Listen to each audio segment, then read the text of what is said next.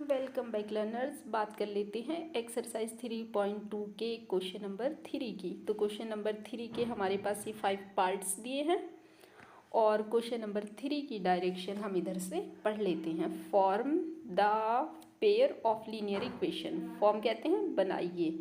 The pair of linear equation यानी linear equation के pair बनाइए।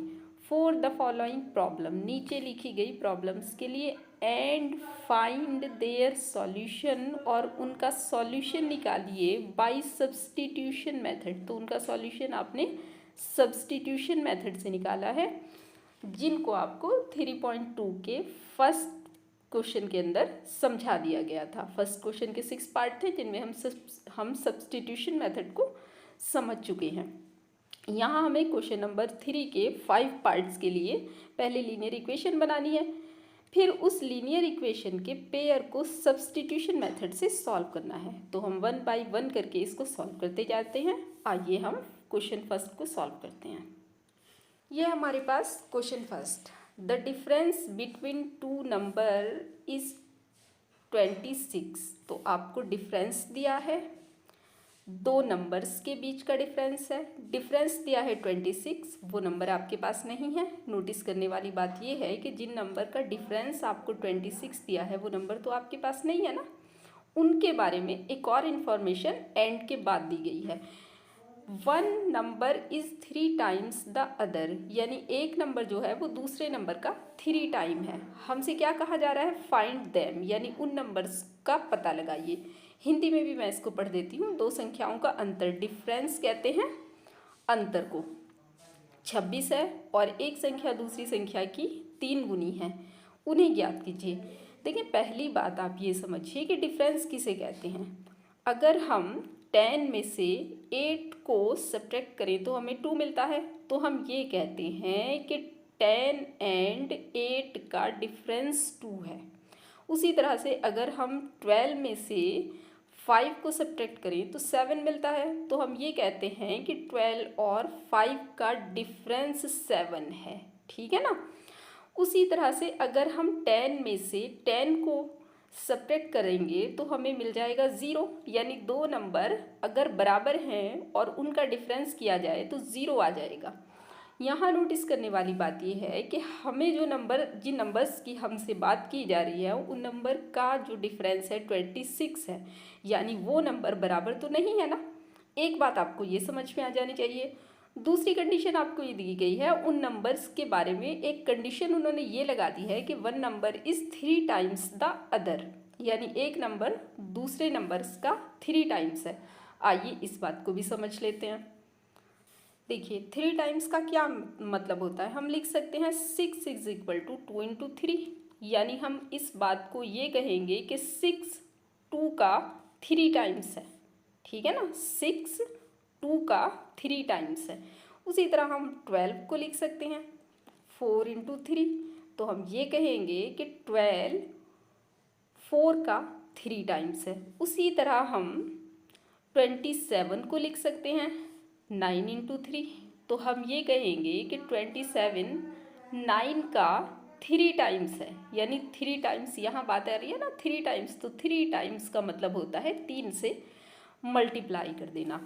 तो ये जो एक नंबर है वो दूसरे नंबर को 3 से मल्टीप्लाई करके मिल जाता है ना। एक नंबर को 3 से मल्टीप्लाई की जाए तो वो दूसरे नंबर के बराबर हो जाता है। अब जैसे हमने आपको फर्स्ट कंडीशन एक्सप्लेन करते हुए बताया कि दो नंबर का डिफरेंस 26 है, तो जाहिर बात है एक नंबर छोटा है एक नंबर बड़ा है ना। तो सबसे पहले सॉल्यूशन के लिए हम इन नंबर्स को सपोज कर लेते हैं। तो जब हम सपोज करेंगे तो क्योंकि आपको ये पता चल गया एक नंबर छोटा है एक बड़ा है, तो हम सपोज भी उसी तरह से करते हैं। हम इधर लिखते हैं लेट बिगर नंबर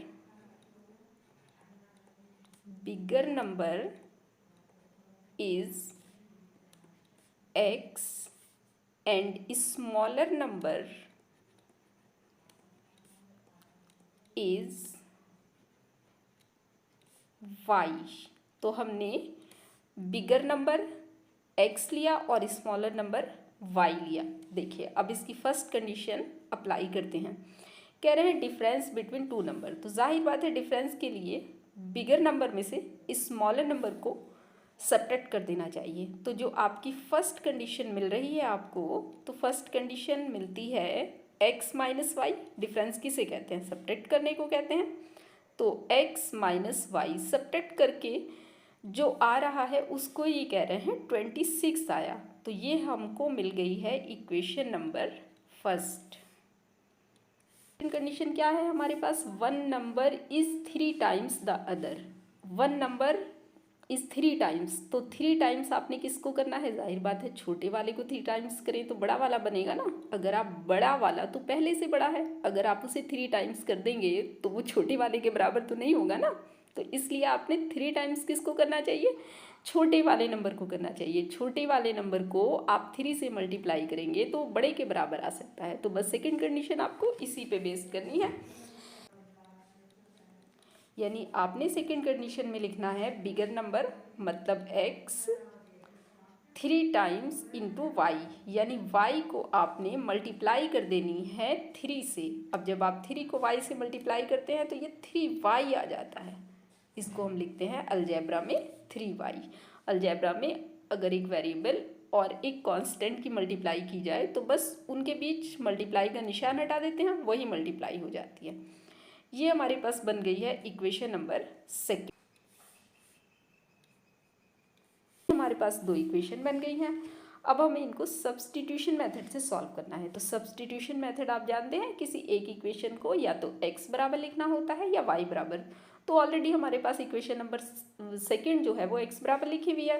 तो हम सीधे से फ्रॉम इक्वेशन सेकंड, हम सीधे से इक्वेशन सेकंड से किसकी वैल्यू उठाते हैं, इक्वेशन सेकंड से हमने कहा हम इक्वेशन सेकंड से वैल्यू उठा लेते हैं, value of x, putting the value of x in equation 1। तो हम इसको इक्वेशन 1 के अंदर सेकंड से x की वैल्यू उठा के इक्वेशन फर्स्ट के अंदर प्लेस करनी है। मतलब ये है कि इक्वेशन फर्स्ट के अंदर यहाँ x है, तो इस x की जगह आप ये 3y प्लेस कर दीजिए। तो हम इस x की जगह पर रखेंगे 3y और आगे ये -y और बाकी पूरे को हम ऐसे ही उतार लेंगे, क्योंकि आगे हमें कहीं भी x नहीं मिलता। तो हम जहाँ x मिला था उसकी जगह हमने रख दिया है। अब देखें ये प्लस का है और ये माइनस का है, तो ऑब्वियसली अब देखें ये 3 है और उस तरह यहाँ कोई कॉफिशेंट नहीं है, तो यहाँ कितना कॉफिशेंट समझा जाएगा, 1। अब 3 में से 1 को सब्ट्रैक्ट किया जाएगा। सब्ट्रैक्ट क्यों किया जाएगा, एक प्लस का है और एक माइनस का है। तो ये आपके पास 2y बचते हैं इज इक्वल टू 26। और 2 से आप जो चीज़ y के मल्टीप्लाई में है वो 26 के डिवाइडेशन में जाएगी, यानी 26 को डिवाइड कर देगी। तो हमारे पास आता है y इज इक्वल टू 13। तो y की वैल्यू हमारे पास ये निकल के आ गई है। y की इस वैल्यू को आप सेकेंड इक्वेशन में रख लीजिए, तो सीधे से हमें x की वैल्यू मिल जाएगी। तो फ्रॉम नाउ आप फर्स्ट में भी रख सकते हैं, अब रेस्ट्रिक्शन है नहीं, हम बताते रहे हैं। नाउ फ्रॉम जो आपको आसान लगा करे आप उसमें रख लिया कीजिए। तो जाहिर बात है सेकेंड इक्वेशन ज़्यादा सिंपल फॉर्म में है, तो हम सेकेंड इक्वेशन से निकाल लेते हैं y। जहाँ पर कहीं y मिलेगा उस y की जगह हम 13 रख देते हैं इक्वेशन सेकेंड के अंदर। x is equal to 3 into 13, तो x इज इक्वल टू 39। तो ये हमारे पास आ जाती है x की वैल्यू 39। आइए क्रॉस चेक करते हैं।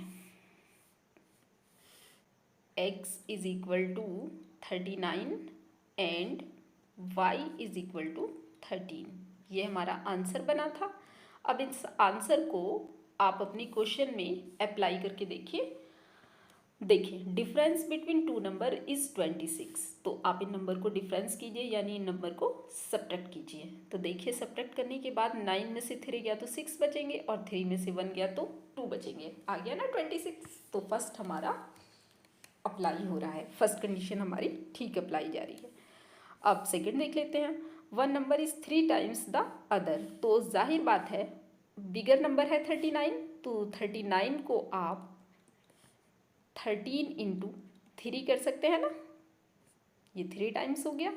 तो 39 कैसे लिखा जा सकता है, 3 टाइम्स करके लिखा जा सकता है, तो ऑब्वियसली ये 3 टाइम्स भी है।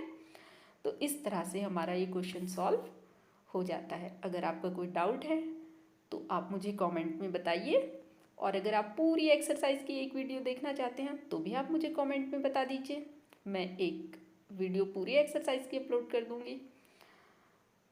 मैं हूँ आप सबकी टीचर फातिमा।